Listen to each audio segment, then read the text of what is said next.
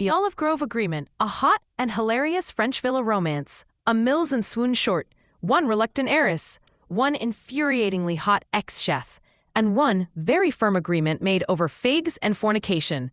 Cass Winter was not in the mood for a French villa. She had deadlines, a dodgy knee, and the last time she tried to drive on the right side of the road, she'd accidentally parked in an Italian fountain.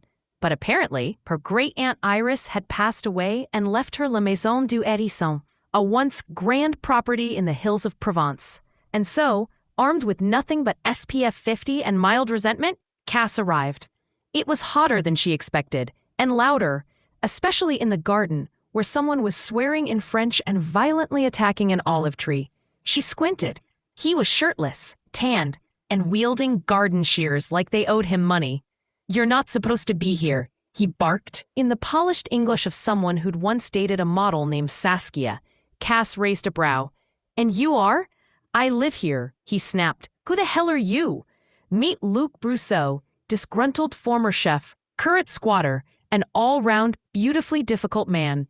It turned out Iris had taken him in after he quit. Reed was fired from a Michelin-starred kitchen in Lyon for seducing a critic and flambéing her handbag. She let him stay in the guest house in exchange for cooking and grumpiness. And now the guest house had no formal deed, and Luc had no intention of leaving. "I'm not going anywhere," he said over dinner that night, ladling cassoulet into bowls like a man who knew exactly what he was worth, "unless you drag me out in handcuffs." Cass smiled sweetly. "Don't tempt me." The first week was war.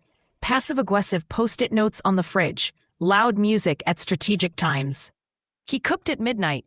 She reorganized the pantry just to upset him. But then, something shifted. It began with wine, then a storm. Then her power went out and he reluctantly invited her to sleep on his sofa. One glass of Châteauneuf-du-Pape became two. Then his hand was on her thigh. Then her dress was on the floor.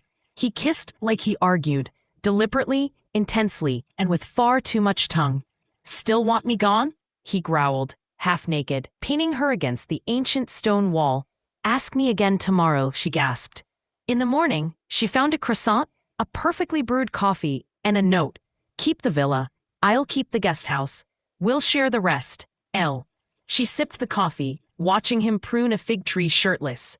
Again. Cass smiled. The inheritance wasn't the only thing that needed handling delicately. The end.